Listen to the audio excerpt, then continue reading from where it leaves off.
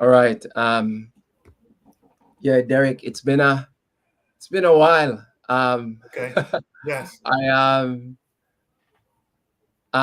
in the makings to get you on the show, Okay. and yeah, I'm just ecstatic finally to catch up with you. I know you've been a busy man on the Yes. hurdles over the years, and Yeah. Uh-huh. it looks like the last time I actually saw you was at the last NCAA Outdoor Championships. Oh wow.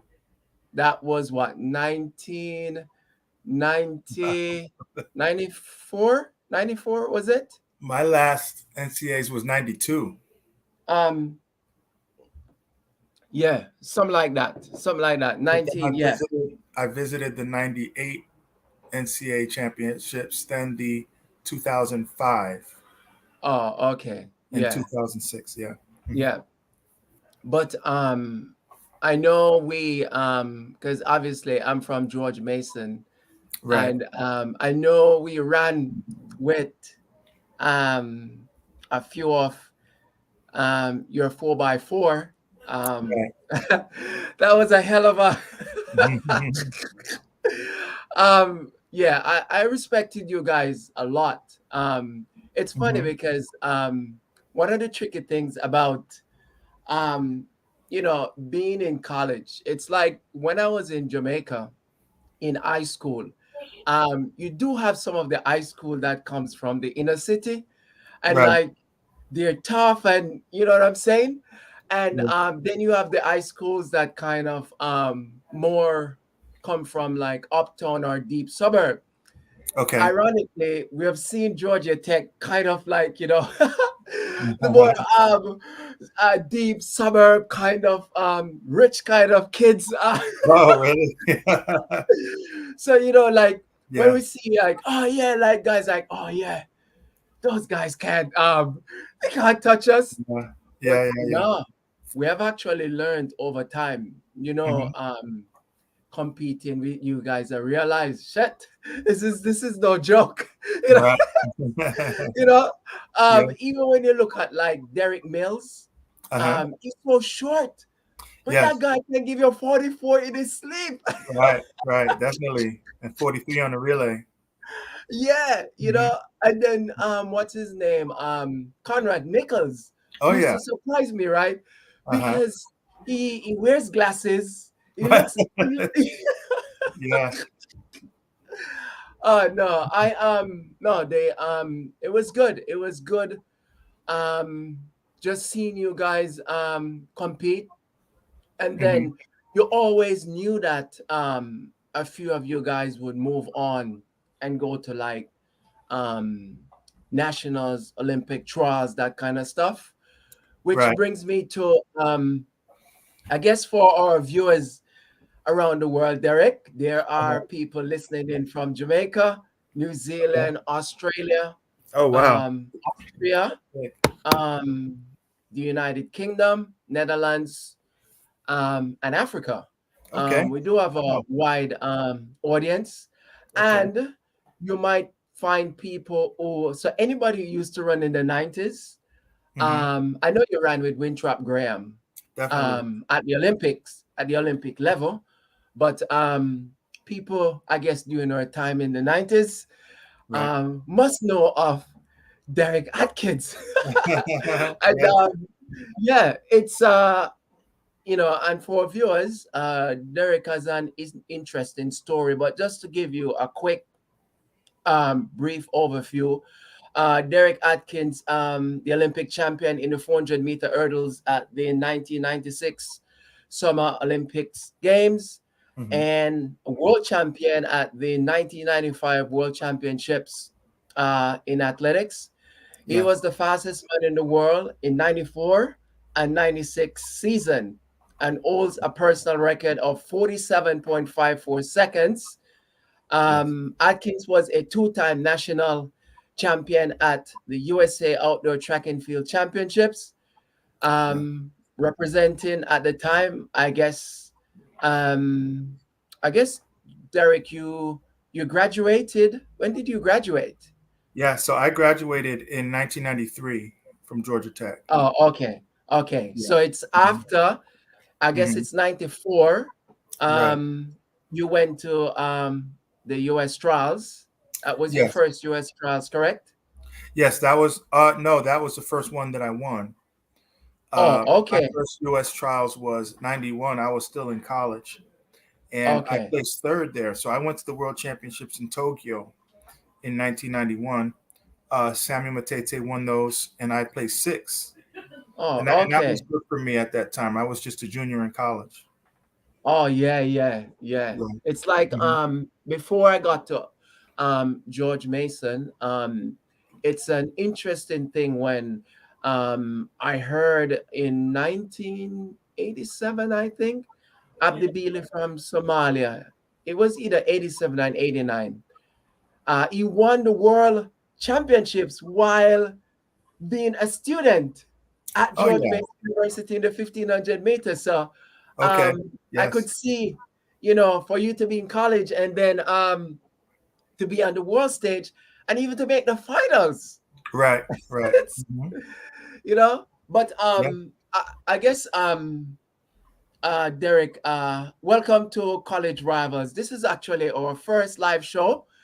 Okay. Season one, a lot of it was pre-recorded, and we had a lot of interesting guests from around the world, Okay. especially coming from the United States and Jamaica.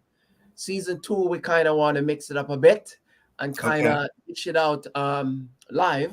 So we are now currently live stream on Facebook and YouTube. But Okay. yeah, Derrick, welcome to the show. Thank So you. tell us a little bit about yourself in terms of where are you now and what's been happening to you since you left the sport on the track. Wow, a lot since I left the sport. So I actually retired 21 years ago. Mm, So it's been a long time. It was 2002 when I ran my last race. I was only 32 years old. I know that athletes they run for a lot longer these days. But yeah. yeah, I've taken on various positions. I coached collegiately for 2 years. I coached at Columbia University from 2004 to 2006. I coached an Olympian named Erison Hertol, and he was one of the best 400-meter runners that the Ivy League has ever seen. Oh, cool. Um, Out of Columbia, yeah. And then he went on after winning countless Ivy League championships. He went on to compete in the Olympics for Dominica. Uh, Oh, okay. so yeah, I was the director of the Armory Track and Field Center for about 5 years, Okay, from cool. 2006 until 2011. Yeah. I worked for the New York Roadrunners organization. I'm sorry. Yeah. For about 5 years, from 2012 to 2017. Mm-hmm. I've taken some positions, administrative positions, not necessarily in the sport of track and field. Right. Um, and these days I work for Central Park Track Club. Uh, Right. and I'm enjoying that role. It's a track team for adults in the New York area for open and masters Okay. athletes, and we have a few elites who have potential to compete at the international level, maybe two or three, Okay. but the rest Oh, okay. open non-elite athletes as well as masters athletes. Right. And our masters, we have some of the best masters in the nation. So I'm really Oh, that's pretty. enjoying that position. And then Yeah. other than that, I do private coaching. Yeah. Oh, cool. Because luckily for us, so Rich Kana, which you probably know, Mhm. from Atlanta Track Club, is the chief Right. executive officer. Okay. Um, Georgetown University alumni. So we had him on the show recently, and actually, I was telling him I was looking forward to having you on the show because you guys are actually doing something quite similar. So he has like so there's a lot of recreational marathon runners, masters, regular athletes, elite athletes. It's just a culmination of all different types of athletes Right. under the same roof. Um, Okay. so I did see some news. So congratulations. Okay. I do love New York. In All the right. summer, I used to visit New York. I guess when you break, when you're in college and the season is over, you Mhm. tend to break and then kind of go your own ways. So I used Right. to go and visit families in New York, in actually Long Island. Is that where you were based? So Um, I'm from Long Island, um, and okay, so I grew up there. Yeah, I'm from West Hempstead area of Long okay, Island, or Lakeview. The name of oh, my town is Lakeview, and I ran for Malvern High School, okay. on Long Island, Ah, and from there okay, I was okay. recruited to Georgia Tech. Now I live, I go back and forth between New York and Pennsylvania regarding like where I live. Always back and forth between Manhattan and Pennsylvania. So yeah.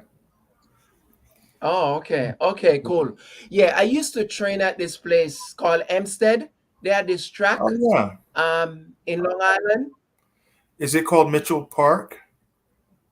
Yes, it's Yeah, Mitchell Mitchell Park. Okay. Park. Yes. It's Uh-huh. yeah. It's Mitchell Hmm. Park. Yeah.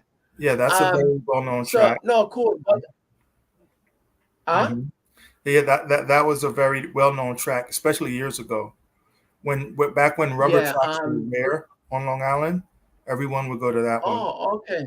Hmm. Oh, yeah. Cool. Yeah, Yeah. so I mean, it's an interesting time in track and field, and I'm actually happy. I'm actually happy for you. And I did say to Rich Kana as well, because, and we'll get a little bit more into how you guys view the sport currently through the lens of your own eyes. But Okay. this role in particular, so you do a lot of what do you call it? No, you oversee the entire kind of program, whether recreational masters elite? Is that an No, overarching not really. I'm a part-time coach, oh, and the club has 600 members. So whoa. there's a slew of road racers who run marathons and road Mm-hmm. races of all levels, persons that I never even really see. Um, so I coach about less than 30 sprinters and hurdlers, Okay. and those Okay. athletes are, like I said, about two or three of them are elite and have the potential to compete in the World Championships or the Olympics. And then I have Nice. a bunch of open athletes who simply graduated from college and don't want to stop running. So Yeah. they race in open meets all over. And then we have the Okay. masters athletes, and the masters travel quite a bit also. They travel the Okay. nation, and they go to masters world championships and so forth. So it's Okay. it's a very enjoyable coaching experience for me. It's Mm-hmm. very how can I say, it's very low pressure, you know, Yeah. like if I Yeah. was to take a position coaching at, I don't know, Texas or Oregon, if you're Yeah. not top five in Yeah. the nation, you're getting fired. So Yeah. It's I less wouldn't want stressful. to, yeah, I want to do something that I can enjoy. So this, Yeah. and it's not to say that I believe in mediocrity. I mean, I competed at the No. highest level, Yeah. and No, some of I my know. athletes are striving to be the Yeah. best. But I'm just saying that I don't really need any of those stressful situations. Yeah. So do any of your like runners compete at the New York City Marathon? Oh yeah, a bunch of them, a bunch in Oh, the New York okay. City Marathon. I don't even know how many. I would say Oh, dozens. oh yeah, because there was so we interviewed a futurist. He's the managing partner of the major sponsor for the New York City Marathon. Okay. Um he was on the show, Okay. and he had an interesting take about how technology is moving the sport. Okay. Not necessarily track, but we were trying to learn and understand what's happening in the other sports, like virtual, reality, that type of technology, and how things are kind of moving now more around fans and the experience. We were kind of Mhm. diving into something like that, Yes. and Okay. it was pretty cool. But back to you now, which this is I've always wanted to, usually when I get people like you, because one of the things, the reason why we created College Rivals, Derek, is very simple.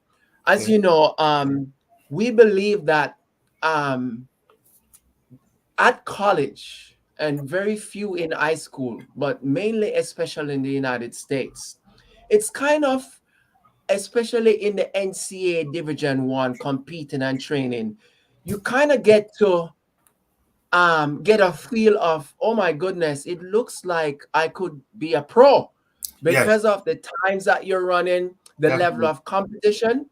As you know, Mhm. we don't have a draft, right? In Right. comparison to the NBA and the NFL. Hmm. So track and field has always been this sport that is kind of wide open, and people like self-appoint themselves. Yeah. I could wake up tomorrow morning and says, I'm gonna be a pro. No one really selected me to be a pro. I just Right. decided that I'm a professional athlete. And for Yeah. some reason, I felt like, you know what? I really don't think that's what we should be doing. Okay. And I kind of started to look at people like Carl Lewis and Okay. some of those guys who actually has been, and I know sometimes it's not popular, but it's actually the truth.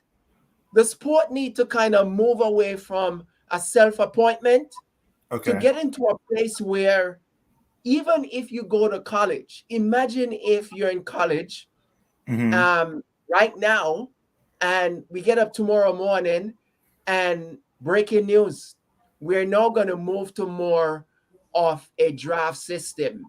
Okay. No longer can you just get up and say, oh, yeah, which means that you're probably going to have more now a team structure. You probably have a lot of the shoe companies creating teams, and people are getting selected. So that's kind of now a real world scenario where maybe we can have a professional league. At this point in time, if you ask me, the sport is an amateur. It is not a professional league. It's not like the NBA and it's not like the NFL, right? Yes. Uh-huh. So I created College Rivals for a space where we can discuss these things, right? Uh-huh. So my first question to you is this, right? When you look at the sport today, how do you Hmm. think we are positioning ourselves to become a viable professional sport?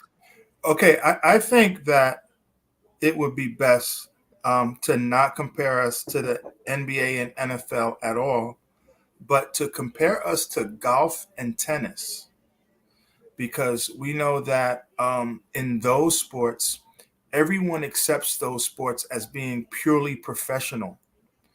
But with that said, each athlete is an individual, you know, Mm-hmm. and they have to perform their way to the top as an individual, and their salaries Mm-hmm. are Right. vastly diverse and different.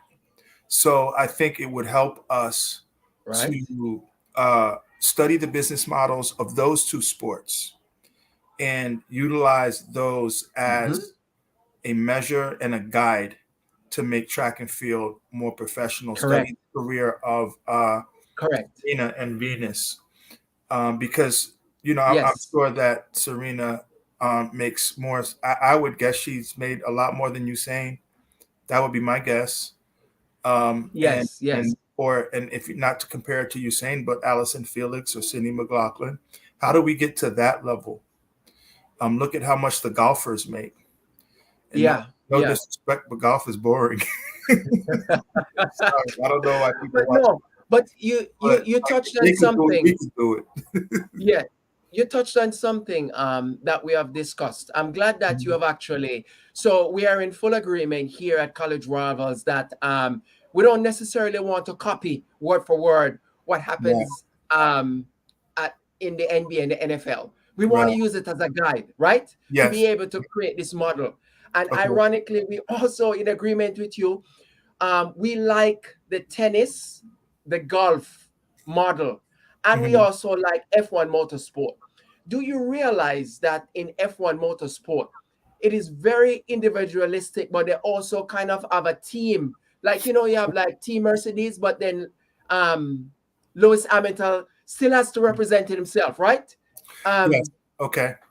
And I that's would that's say kind of yes. yeah. Yeah, I would agree with that too. Is that now? I don't follow the sport, but is it the same as NASCAR? F1 Yes, motorsport? similar setup. You So have the individual drivers, but then you have like the car companies like Team Mercedes, Red Bull, mhm, right. create. It's almost like, and that's why I love it so much to compare it with track, because we are very much individualistic, but then Mhm, we all can come together. You know, like at the Penn relays, you would have like USA versus the rest of the world. You know, that kind of stuff. right. Right. Um, it's kind of where we feel the sport need to go. Right. Yeah, I see what you're saying, but we have to also recognize the challenges in track and field. Um, and one of those challenges is the fact that like as sprinters, our ability level and even distance runners, it for many of us, it changes every year. Yep. So the top three American sprinters who will make the Olympic team, I'm sorry, who made the World Championship team in Yeah. a given event last year, it's going to be a different three people this year. You see what Yes. I'm saying? It may Yeah. be one or two that are still on the team. So our status as sprinters changes because if you run an average of 9.9 Yeah. at every race in the 100, you're going to be a solid professional 100-meter runner. Yeah. Now let's say next year you run an average of 10.1. Yeah. That's you have not slowed down by that much. You know what I mean? But Yeah. now Yeah. Yeah. you're no longer going to be invited to Diamond League meets. You see what I'm saying? Yeah. Let, Yeah. let, let's say if a wide receiver was to run the 100 and he slowed down from 9.9 to 10.1, no one would even notice. You Yeah. see what I'm saying? No one would even Yeah. notice that that athlete is a little bit slower because these minuscule measurements are what our sport is all about. So we Hmm. have to constantly be measured year after year at our U.S. national championships or the Jamaican national championships, the world Hmm. championships. And it's just we win and lose by milliseconds. Yeah. So it's hard to determine every year. Like, for instance, you could have a team, let's say the Knicks, and those same guys will compete with each other maybe for 5 to 10 years. Yeah. You know, but it's hard to say that. It's hard to create a team in track and field for the reason that our status changes yearly. You know. But then, isn't it like, so one of the challenges, right, is how does athletes get paid? Um, Rightfully so, because you know, once you consider yourself a professional athlete, I'm trying to define that, right? Mhm. What is considered a professional athlete? And if you look at what's happening around, Mhm. um, you are, if you're at the top of your game, Okay. um, you are highly compensated for it. You know, it's a product. If it's good enough, it can be on TV. The argument that I'm trying to drive is, and to what you're saying, if you have a team, say for instance, Team Nike, for Okay. argument's sake, All right. Nike's responsibility is to have that team structure in place. Mhm. But we also, as the athlete, have our own individual responsibility to get there. So if we see someone who is on top of their game for 3 years, Nike's responsibility is to be able to can trade if things are not going well and bring new athletes into. Okay. Yeah. Oh, Okay. if you see what I'm saying, then Mhm. all of a sudden the game becomes a little bit different with money. How you Mhm. take care of your body. You know, I'm a big Lakers fan, right? And basketball now is hot in the United States. Uh-huh. Um, because of the NBA. It's getting down to the championship. And Mhm. you hear they keep on saying LeBron James takes care of his body. He spends like $1 million on his body. Okay. Now, my point is, using that analogy, if the game change in track and field, you have to understand how technology, money helps individual athletes who are at the top of their game to be able to can be a little bit more less injury free, to see them a Mhm. lot more on TV, right? To, Right. to, to be able to have some form of consistency. So it's all about organization, structure, um, sponsorship, TV Yeah. rights, money, right? Mhm. Mhm. So that's Yeah. kind of my mind frame. I'm looking at how I would view having these different teams. Athletes Okay. is gonna come and go, Derek. Yeah. Um, Yeah. That's the it's gonna thing. depend on us. Huh? Yeah. That's the thing. The athletes come and go probably more quickly in track than in other sports. Right, because you're obviously calling on your body a lot. I agree. Hmm. I agree. But maybe I think along those lines there is like a rivalry between like the U.S. and Jamaica, and Yes. I'm thinking maybe if we could structure more of these international rivalries in a much more structured way instead of just waiting to market these rivalries at the World I Championships and the Olympics. You know, yes. if so, Yes. what would that require? It require that all of the top Americans, let's say, and all of the top Jamaicans, all of the top British or whoever, Yeah. would be required to compete at a certain number of meets every year as a requirement. Look at how, Correct. go back to who are you talking about, the Lakers? Um, Yes. they have to play every game. LeBron can't I say, well, know. I'm not playing today Correct. without Correct. being Correct. injured. I don't feel like this game. I'll open up next game. You know what I mean? Exactly. So that's one of the things that that's one of the challenges we would have in track and But field. but but do you think one of the things that I don't like is around um the athletes when we go to the Olympics or World Championships, that's for national duties. That is not necessarily um giving you money in your pocket at that level. It's getting that accolade, and then you go to a meet afterwards. That's when you kind of will get some money. But Mhm. what I want to see is um, maybe it should be, Derek, not just countries organizing meets. How about agents? Um, Agents really have access to the top athletes. They Mhm. also can put on track meets and be able to bring, because you want the matchups, right? You want the rivalries. But I Mhm. also want the athletes to be highly paid. Right. So what's happening is so that's happening. However, for some reason, so the promoters in Europe are doing a better job at it. So the Zurich promoter, the London Diamond League promoter, the Oslo, who even now like in Doha, and I'm glad they have some meets in Africa now.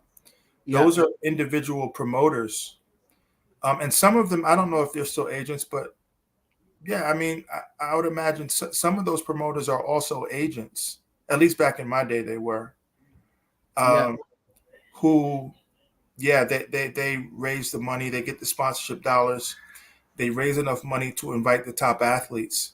So Mm-hmm. I don't really know why they're so well. I know why, but they're able to sell out stadiums in Europe, Yeah. like Yeah. at the Paris meet, at the Monaco meet, at the London meet. But a promoter, the only pro meets like that here in America, I Yeah. would say would be Prefontaine, and Prefontaine's not going to bring in, you know, 25,000 like Zurich does, Yeah. Yeah. but and then maybe the Millrose games. It's easier to fill an indoor arena. For Mm-hmm. Millrose games, it only seats 5,000. The New Balance Yeah. Grand Prix indoors. These are pro meets. We try to have our pro meets outdoors here in America. So we have this meet in New York, the New York Grand Prix, uh, Uh-huh. the Prefontaine. But other than that, for some Yeah. reason, that they do a lot better job of this in other countries. Yeah. I'm also very cognizant at looking at the Penn relays, Okay. and asking myself a number of questions. It is fun, it is entertaining, it's well attended, Mm-hmm. and people just get really excited to Yeah. go to the Penn relays. It's Yes. like a ritual every year, right? Mm-hmm. It's like a rock and roll show in track and field. And Right. I'm big on learnings, right?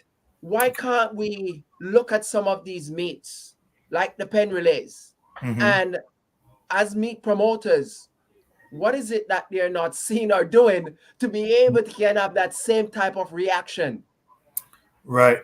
Yeah, I don't know, but we also have to realize that the Penn Relays is and always has been a meet which fills the stadium with countless high school teams and college teams, like a Right, lot, right, thousands upon thousands of high school and college athletes.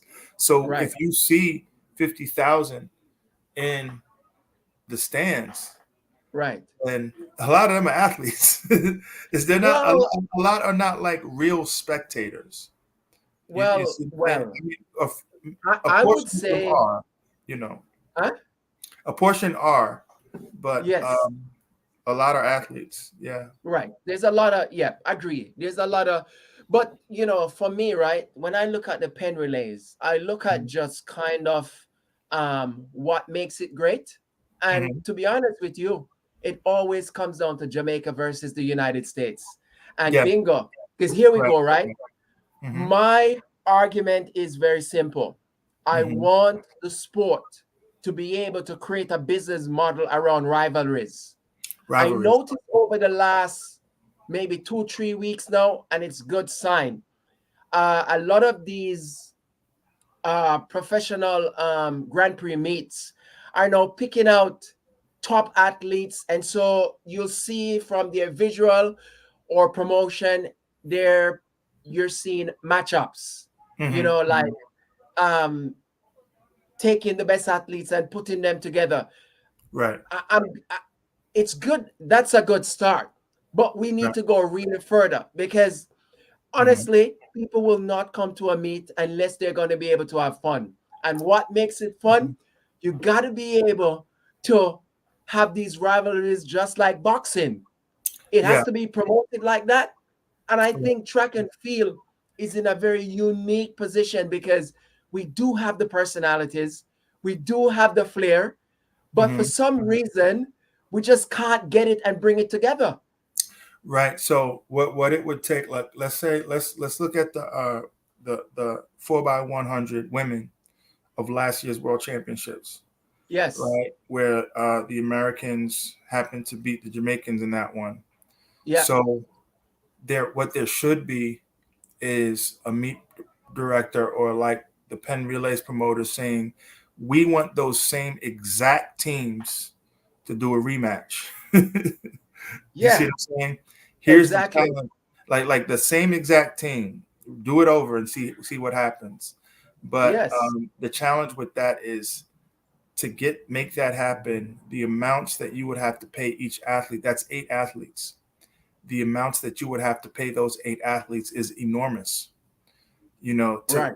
ensure that they all show up. Yeah. Um, Yeah. and so far, the track and field marketers, promoters, administrators have not been able to raise those kinds of funds to require athletes, because money talks, Correct. Correct. to And require athletes to run, yeah. to compete Yeah. with And one another. yeah. Mhm. And that's kind of where I'm also visualizing, right?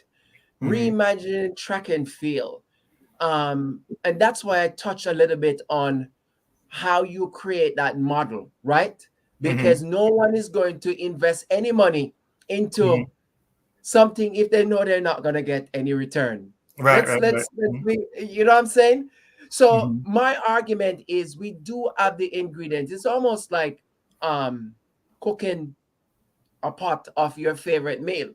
You have to Mhm. have those key ingredients. Right. right?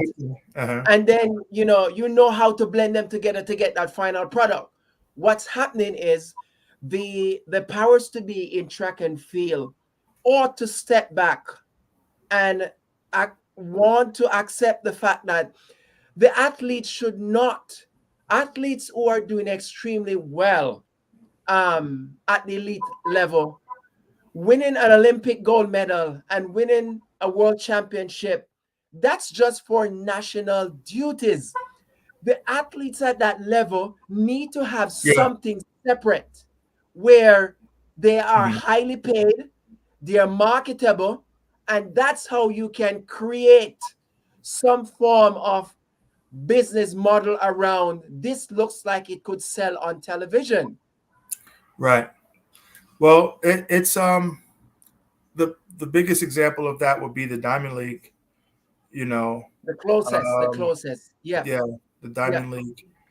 right. Outside of that, you know, well, one thing I will say is that a lot of people have been talking about these ideas since the '90s, since I Yes, I competed. know. How do I we make know. pro track better? How do we make Yes. it better? And I We never still, really have had an answer. I really don't know. All I know is that people have been thinking about it and people have tried different things. Now they're trying to race right. on the street in Atlanta, which I'm not against. Whatever you can do, like, Yeah. but I do know that there have been major efforts to try Yes. to uplift the visibility, the popularity, and the marketability of track and field. Yeah. So do you I don't know think, okay, what it will so take. Yeah. yeah, so but we have the Diamond League, right? Right. Mhm. Um, but the Diamond League is not able to pay these athletes similar to what like Serena Williams, like for Right. instance, okay, Mhm. Wimbledon, Mhm. if you win Wimbledon, what is it, £1 million? Um, I don't know. It's right up there. It's Wow. right Okay. up there, Yeah. right? Hmm. Um, the question is, why can't we have um similar kind of situations like Wimbledon? Hmm. Like You know what Wimbledon. I'm saying? Yeah. Huh? It's just the money. Right. Like, Which where do you leads get the me money to from? it, So in one that's of our pretty much shows, we yeah. joked about maybe because oh, Elon Musk is innovatively crazy. We were Okay. joking and saying maybe it probably requires somebody really wealthy to take a gamble. That kind Yeah. of Hmm. Hmm. you know Yeah. um can burn a few millions. Even even George. Do you remember George Steinbrenner? Yeah. He's kind of like a Trump figure, but you know what I mean? And he Yeah. tried to come into track and field and do kind of what you're saying. Yeah. But yeah, for some reason it still didn't and take and off. And it's funny, Derek. One of the things also that I notice, and I don't know if it's the athlete's responsibility, like for instance, the likes of a Bolt or a Carl Mhm. Lewis. Do you think it's their responsibility to be talking like me on behalf of the sport in general to attract? Are those guys' voice louder than ours to be able to can win over Elon Musk, or they have to just mindfully focusing on their individual self to get their bread? Do you see what I'm saying? Yeah, I know what you mean. But you have to understand the mindset of an elite athlete. They're laser focused. When they were athletes, they were very laser focused.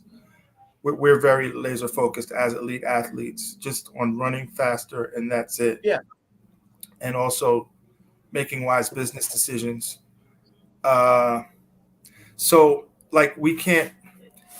They tend to athletes tend to be very non-committal and non-opinionated Yeah. and indifferent about everything Yeah. except them running fast and doing, you know Yeah. what I mean? Yeah. So Yeah. it's hard to get athletes to get passionate about a The cause, business of the even sport. even if the cause is to promote the sport better. Yes. All they'll do is Yeah. say, what event you want me to show up at and how much you're paying me, and I'll help in that way. You know, Yeah. so Because it's hard to. even Yeah. but I'm just trying to understand where their voice would be more powerful. You know, you have the Hmm. likes of Michael Johnson now. He's very vocal. Hmm. But during his time and when he was running with Donovan Bailey and those guys, Right. and they were making their individual, they weren't necessarily speaking on behalf of the wider, you know what I'm saying? It's after, Right. way after. Right. And even So, now, Michael, from what I see, he's talking a lot on Twitter, you know. right, And correct, correct. so then the question is, talking on Twitter is fine, but what moves the world is Yes, businessmen talking in private board, agree, not on agree. Twitter. You see I what I'm agree. saying? I So totally agree. that's how business is done Yeah, at the yeah, executive yeah, level. So, yeah, and maybe he's doing that, but yeah. yeah. So Um, I guess we can agree, really and truly, what track and field really needs right now. We need some billionaire to back the sport. yeah, that would help. That would help. But see, these other sports, they don't have 1 billionaire. They have billionaire corporations. If Wimbledon is going to pay $1 million to the winner, I mean, I would guess that the corporate sponsors are paying hundreds of millions to sponsor Wimbledon. You know Yeah, what I'm saying? yeah, I don't think they'll, at least not at this point, um, sponsor a track event at hmm, that level. yeah, You know what I yeah, mean? yeah. Nike has been trying to put a lot of money into the sport, but even still, it's still not where it's it could be. And the thing is, I think our sport, and I've always wanted to kind of break this thing up. It's not just shoe companies alone that actually carries weight to be able to can contribute to the development of a professional league. It Right. most people would always think it's shoe company. There's so many other facets to the development of an athlete, right? Hmm. Um, Nutrition, all this kind of stuff. It's not Hmm. just a, a running shoe company, right? Right. And I feel like the sport is kind of strangled by just the shoe companies. You I know, don't know.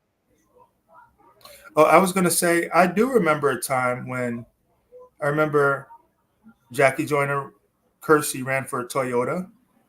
Uh-huh. Mazda had a track team, a really I well like the paid cars. Yeah, track team. Mazda. yeah. Powerade had a track team. Derek Mills ran for Powerade. You See, know what I mean? Uh, I that's don't really what we see too need. much of that anymore. Do you see that anymore? Correct, Right. correct. Yeah. Hmm. And it's funny you say that because that's what I want. I Right. want like These sponsors have Powerade, left the sport. Gatorade. Hmm. Yes. They left the sport. Um, exactly. Hmm. Because and the question is why only the shoe companies are involved. That question is what I need some clarity on. What is it that it's only, is it because of the athletes marketing themselves, or is it kind of a monopoly, the shoe company? That's kind of what they want to do. Well, one thing I'm going to tell you right now, and I can't believe I didn't mention this before. You have to do an interview with Derek Mills. I will, I will, I Derek- will, I will. he's an Olympic Yeah, gold medalist. Derek yeah. Mills is the quietest, smartest guy I know. He keeps all of his knowledge to himself, and he's a Wow. sports agent. He's a sports agent in the NFL You and the mean NBA currently? currently, Currently? right Oh now. yeah, I gotta get him on the show. Derek knows Okay. everything about Oh, every nice. sport, and he quietly works in the background as a Wow. really good agent in the NFL. He has a law degree. Oh, He nice, has an nice. MBA. Oh You have yeah, to yeah, talk to him, and yeah, he'll yeah, yeah. I he'll will, provide, because he's on but you my have to pull Facebook. information out of him and pull his Yeah, yeah, opinions yeah. out of him He's because he's not going to throw No, out his he would be opinion. a no, he would be a good source, Derek, because as you Yeah. said at the top of the hour, right? Hmm. How you should use these other professional sports as a guide or a model to be able to Hmm. can create something innovatively. It would be Right. good to kind of hear his opinion, um, what he has seen up close, because then Right. obviously he was an elite athlete, but also now he belongs to the upper echelon of an elite sport, a Right. professional sport, which is the NFL.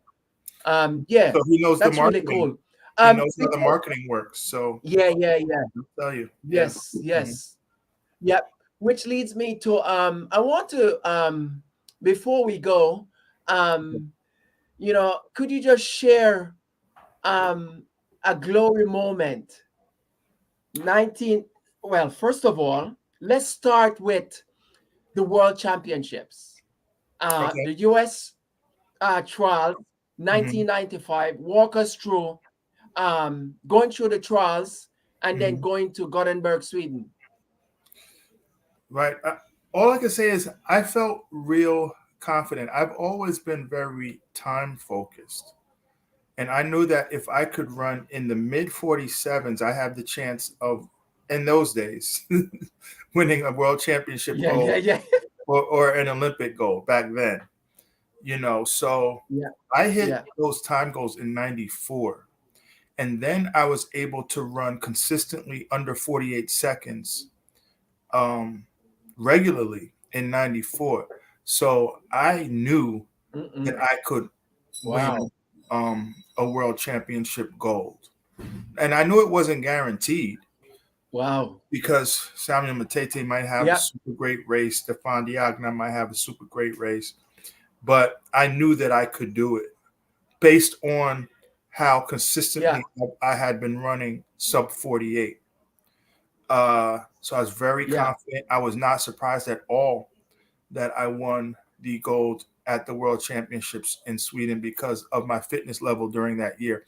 And I also knew, as my agent would always tell me, Charlie Wells, that mhm, um, if you win a World Championship gold, you can win an Olympic gold. So I saw yeah, the 1995 World Championship as a checkpoint on my mm, way to an Olympic gold.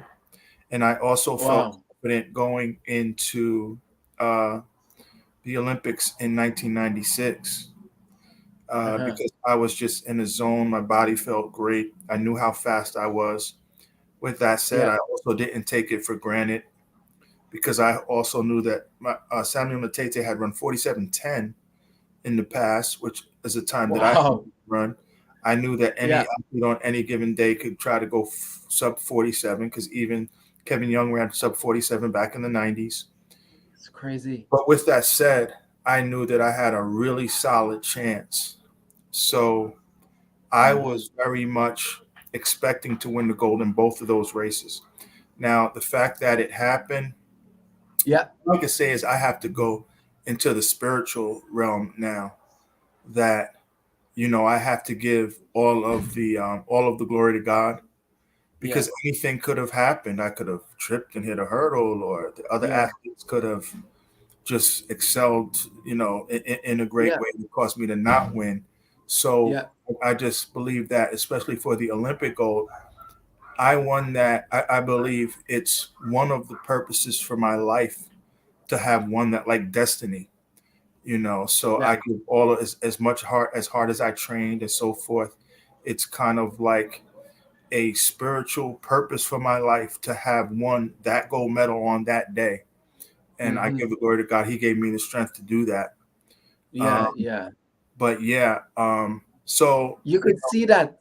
You could mhm, see that. I watched the race, okay, and mhm, you could see that in the run. okay, It's almost like you says, "I got you." It looks like you weren't even tiring. You when you realize that it you looked actually going to win. it we practice looking not like we're not stressed, you know, Yes. Yeah. Yeah. because we practice keeping Yeah. our technique and not straining too much even as we're running as Yeah. fast as we can. But I Yeah. was I was tired and I was grunting and I was pushing myself to the finish line. Yeah. So it's kind of a thing like I wasn't surprised that I won because I was not like a dark horse or anything like that. Right. So that's how it looked to me. That's how it Right. looked to me. That's why I said it looked easy. Right. But with that said, I still didn't take it for granted because plenty of No, I times know. I I thought know. I was going to I know. win. and Samuel Yeah. Matete would win mostly, and then Oh, other times Brian Bronson and because Ron you've Wagner. run with Winthrop, right? Winthrop Graham. You've Yeah, run with him. Winthrop. Yeah. Mhm. I don't Yeah, know what yeah, happened with Winthrop in '96, but prior to '96, I was always racing Winthrop all over yeah, Europe. Hmm. yeah, yeah, yeah, Yeah, yeah. So Winthrop's a great guy. Yeah. yeah, yeah, yeah. So I got to ask you this though. Mhm. When you look now currently at the 400-meter hurdles right now, Right. what are your thoughts? I mean, just that I can't believe it. I don't know what's causing these guys to run that fast, Yeah, yeah, both the male and female side. And yeah. the interesting thing is, it hasn't been a smooth curve of fast times since '96. If you go from '96 until now, it's not like Correct, there's been a gradual uh, correct, quickening of the correct. times. It was a big jump. It was stagnant from Yeah, '96 until yes, 2016. So I yes, won with 47.5. The 2016 Olympics were won by 47.7, right? The yes, 2012 yeah, games yeah, were won by a 47.6. So when you look from '96 until 2016, the times were just about the same. And then yeah. something happened after 2016 going into 2020 where they just skyrocketed to where Wow. they're running these phenomenal times. And if someone asks me, well, how are they able to run so fast? I honestly have no idea whatsoever how to answer. But one of the Somebody, things though, Derek, one of the things though that I actually appreciate now, and maybe you will agree with me on this, it appears now that there's so many learnings that have took place for all these years, okay. and with the use of technology, Hmm. um, we have become the coaches now have become a little bit more smarter in terms of how you prepare an athlete to run X time. It just Hmm. looks like the execution now is a little bit more better because they're more equipped. Right.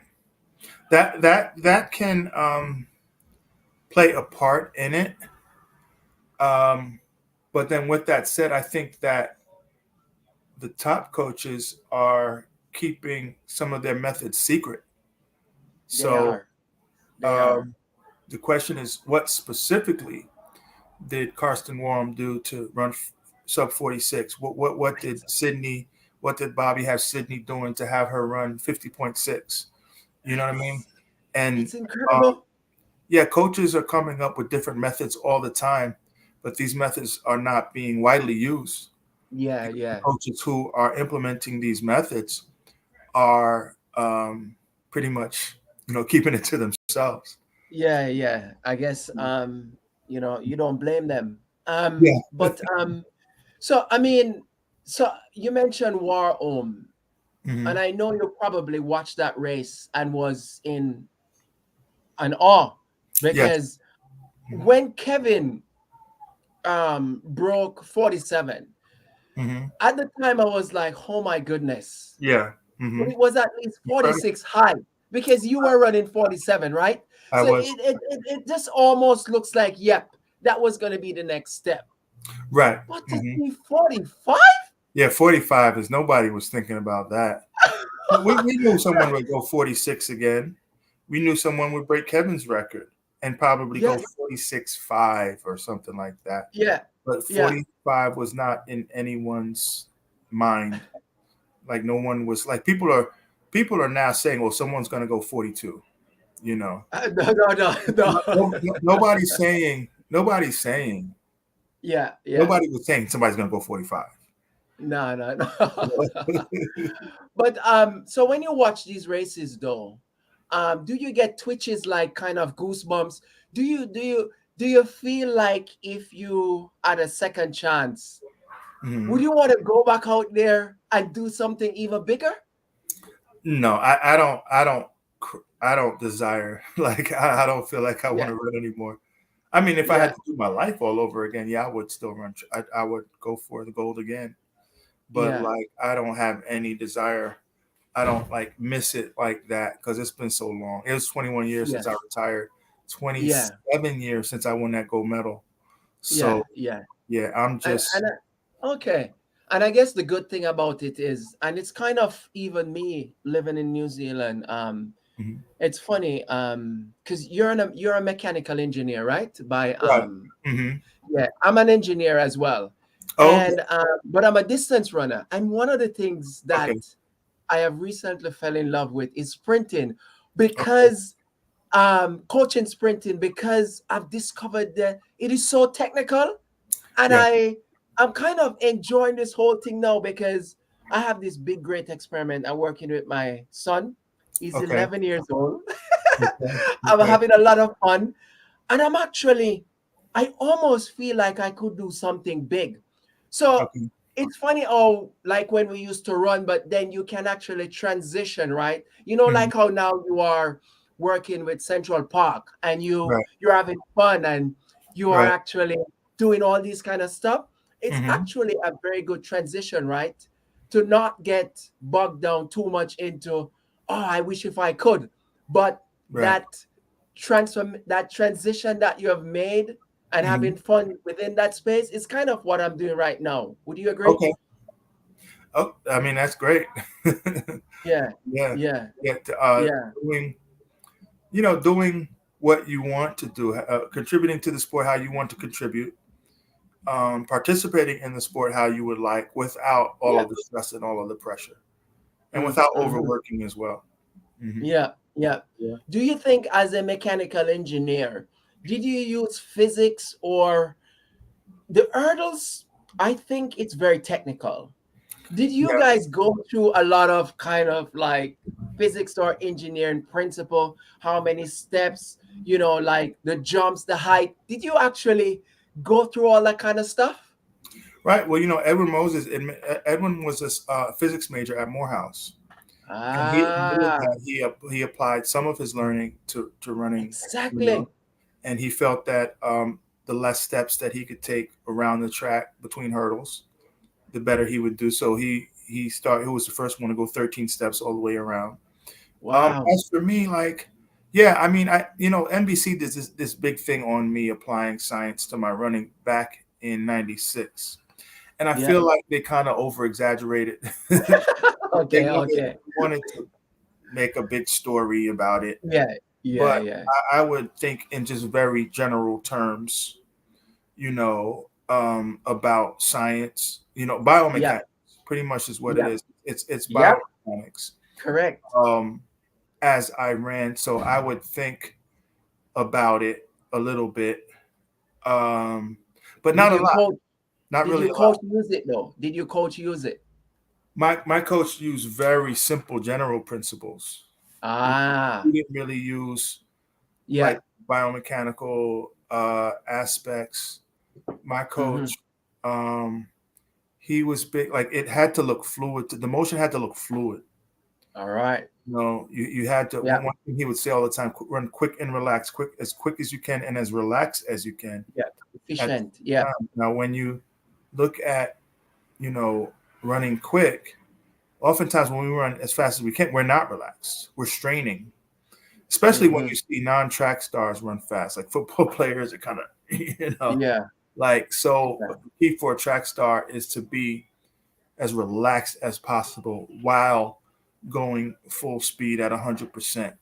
And if you can Yeah. master those two things, then you're doing well. But that was our strength. And Okay. so that's why we did well at Georgia Tech in the 400 meters, the 400 hurdles, and the 4x400 relay. Yeah. Yeah. So we. Yeah. Mhm.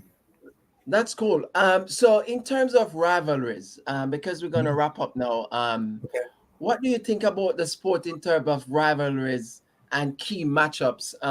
We discussed at the top of the hour the importance of it, and potentially how we could use it as part of driving the sport. What are your thoughts around that in terms of modern day track and field? Yeah, we have to. We should do it, and it's got to be kind of like a boxing promoter builds up a lot of hype, All bringing two right. boxers into the ring together. Um, Yeah. with that said, Yeah. each boxer gets paid millions, even the one that And loses. that's what I want. You know Yep. what I That's mean? what I want. So we can force. So okay, Sha'Carri just ran 1076. A promoter can force Sha'Carri to run to race Shelly Ann next month. Correct. However, it's going to take so much money, just like that boxing promoter Yeah, to pay millions per but athlete. It's going to take so much money.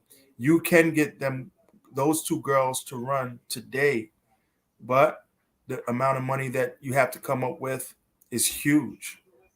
You know. but but when you say huge, and by the way, I do regard our athletes, whether past and present, Mhm. at the elite level, whether it's Shakari Richardson, Noel Lyles, Bolt, Elaine Thompson era, Shelly and Fraser Price, Carl Mhm. Lewis, even yourself.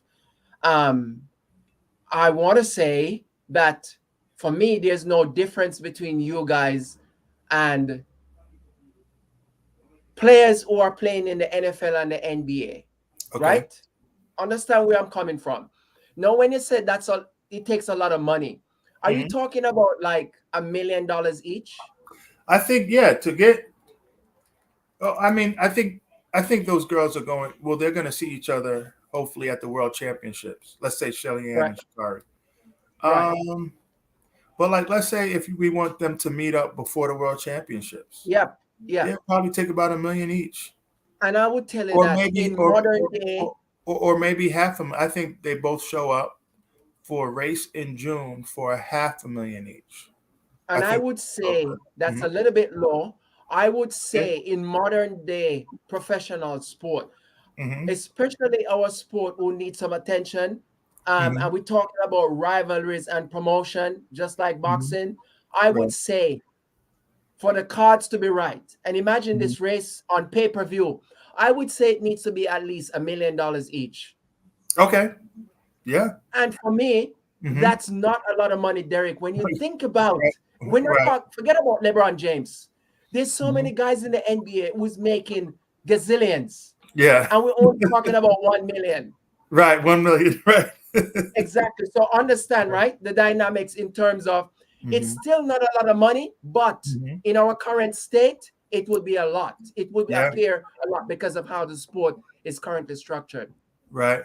Right. That's very true. Very true. Yeah, Mm-hmm. yeah. So we normally end, with this. So who was your biggest rivalry and why?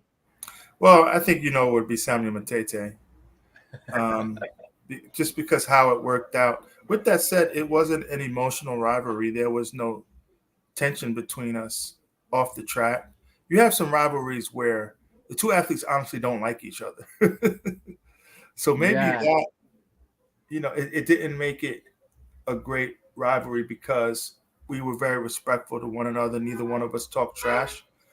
Um, but it was a Yeah. rivalry in that, like I'd either win by inches or he'd either win or he would win by inches, and we would go back and forth, back and forth, back and Yeah. forth, taking Yeah. first or second, the both of us, Yeah. controlling the event for 3 years in a row from 94, 95, 96. It Yeah. was either going to be me first and him second, or him first and me second. Yeah. And they were neck and neck battles to the finish line. So that made it Okay. a great rivalry. That made it a Oh great rivalry. yeah. Yeah. So Okay. now I'll be honest. A